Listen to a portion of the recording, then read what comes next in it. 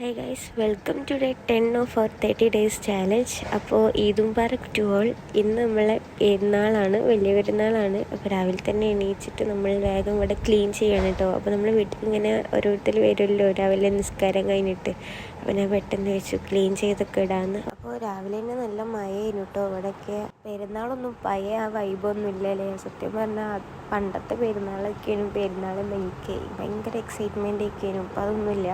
അതിനെന്തായാലും ഇവിടെ ക്ലീനിങ് ഒക്കെ കഴിഞ്ഞു. ഞാൻ ചായ കുടിക്കാൻ വിചാരിച്ചു. അപ്പം നമ്മുടെ കട്ടിപ്പത്തിരിയും ചമ്മന്തിക്കറിയാണ്.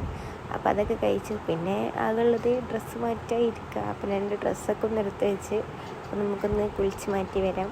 അപ്പോൾ ഞാൻ കുളിച്ച് മാറ്റി വന്നു. പിന്നെ നമുക്ക് ഏളാപ്പാൻ്റെ വീട്ടിലേനു ഉച്ചക്ക് ഫുഡ്. എനിക്കും കുട്ടികൾക്ക് മാത്രമുള്ളേനു. അപ്പോൾ ഞങ്ങൾ അങ്ങോട്ട് പോവാണ്. കസിന് വന്നിരുന്നു കൂട്ടാൻ. ചെറുതായിട്ട് ജലദോഷ പനിയൊക്കെ ഉണ്ട് കേട്ടോ, അതാണ് സൗണ്ട് ഇങ്ങനെ.